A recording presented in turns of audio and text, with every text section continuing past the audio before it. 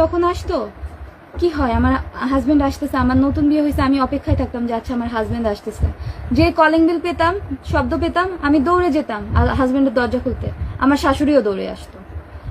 একদিন দেখলাম কি, মানে আমার রুম থেকে সোজা যেয়ে আমার শাশুড়ির রুম ক্রস করে তারপরে মেইন গেটে যে দরজা খুলতে হয়, আমার শাশুড়ি আমাকে ধাক্কা মেরে দিয়ে তার ছেলে দরজা খুলে দিল। সেদিনকার পর থেকে আমি আর আমার হাজবেন্ডের দরজা খোলার জন্য কখনো দৌড়াই নাই। আমার শাশুড়ি আগে যে দরজা খুলতো তারপর আমি যেতাম। আমি আমার হাজবেন্ডের সামনে একটা গ্লাস বাইরে থেকে আসছে একটা গ্লাস জল ধরলে আমার শাশুড়ি আর একটা গ্লাস জল এনে ধরতো। মানে সে জাস্ট প্রতিযোগিতা করতো যে দেখবো যে আমার ছেলে আমার হাতে জলটা নিচ্ছে না তোর হাতে জলটা নিচ্ছে। ঠিক এখন আমার হাজবেন্ডের তো মাতৃভক্তি, বা কোনো ছেলে কি চায় যে বউয়ের মা জল ধরে দাঁড়ায় আছে, সে কি পারে বউয়ের হাতে জলটা নিতে? পারে তো না। সে বলতো সুস্মিতা তুমি জল রেখে দাও, আমি পরে খাচ্ছি, মা দাও জল দাও। এটা হচ্ছে আমার হাজবেন্ড। সে এত মাতৃভক্তি, এত ভালোবাসতো। সে তার মায়ের স্বপ্ন পূরণের জন্য, তার মায়ের প্লেনে ওঠার স্বপ্ন ছিল, সে তার মাকে প্লেনে উঠাইলো।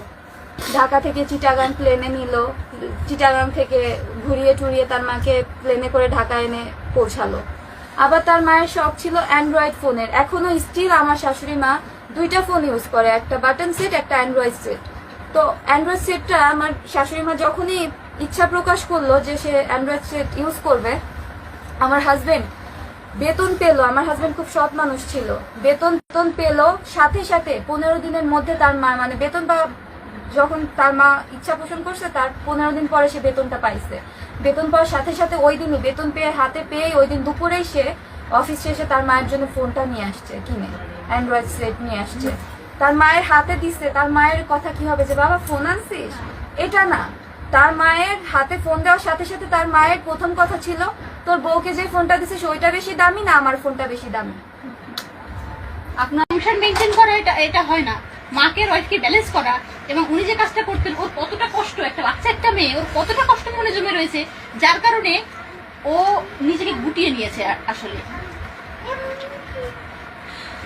তার পক্ষে যখন তার ছেলে কত খুশি করে আনছে যে মায়ের আমি একটা স্বপ্ন পূরণ করলাম, একটা অ্যান্ড্রয়েড সেট এনে দিলাম। তার মায়ের মুখে, মানে তার মায়ের হাতে যখন ফোনটা দেওয়ার পরে তার মায়ের মুখ থেকে সে যখন ওই কথাটা শুনলো, তার নিজের ফোন, সে যে ফোনটা ইউজ করতো তার ফোনটা হাতে ছিল, হাত থেকে ফোনটা পড়ে গেল। যে মা এটা কি বললো, বাট তার মাকে আবার সে বুঝতে দেয় না। তার মা বললে যে ফোন পড়ে গেল কেন, বলে যে মা সিলেট কেটে ফোন পড়ে গেছে।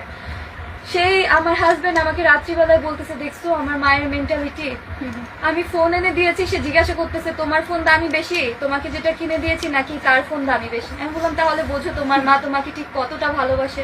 তোমার মা কি আদৌ তোমাকে ভালোবাসে নাকি সে তার স্বার্থকে ভালোবাসে? তুমি যে